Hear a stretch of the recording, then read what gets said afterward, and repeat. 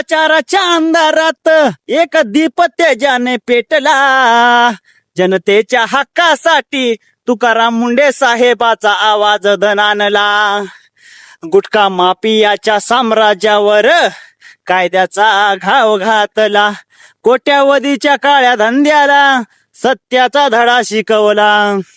भेसळखोराच्या जाळ्यातून जनतेचे आरोग्य वाचविले. अन्नात विष मिसळणाऱ्याचे काळे चेहरे उघड केले. औषधाच्या नावाखाली जो जीवाशी खेळत होता, मुंडे साहेबाच्या धडाक्याने तो कायद्यापुढे झुकला. शेतकऱ्याच्या घामाचा मान त्यांनी सदैव राखला. प्रामाणिक कष्ट करणाऱ्याच्या पाठीशी खंबीरपणे उभा राहिला.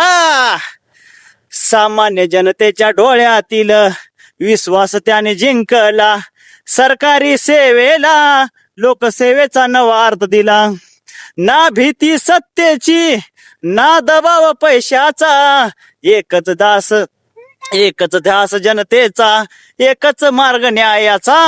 सामान्य जनतेच्या डोळ्यातील विश्वास त्याने जिंकला. सरकारी सेवेला लोकसेवेचा खरा अर्थ दिला. ना भीती सत्तेची ना दबाव पैशाचा, एकच ध्यास जनहिताचा, एकच मार्ग न्यायाचा.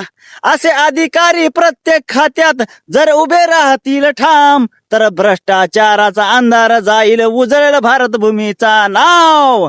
मुंडे साहेबाची कार्यशैली प्रेरणेचा आहे झरा. जनतेच्या सेवेसाठी लढणारा खरा आहे तो हिरा. चला आपणही घेऊ प्रेरणा, प्रामाणिकतेची शपथ घेऊ. देश सेवेच्या वाटेवरती सत्याचा दीप सदैव पेटवू. जनतेचा अधिकारी, जनतेचा अभिमान, तुकाराम मुंडे साहेबांना माझा मानाचा मुजरा. असे अधिकारी सर्वत्र पूर्ण महाराष्ट्रात का अख्ख्या भारतात झाले पाहिजे, तरच या भारताचा एकदम विकास होणार म्हणजे होणारच. या भ्रष्ट अधिकाऱ्याने जेवढं आतापर्यंत खाल्लेलं आहे, ही फेसळ उकडून काढण्यासाठी तुकाराम मुंडे साहेबासारखे IAS अधिकारी प्रत्येक क्षेत्रामध्ये आले पाहिजे.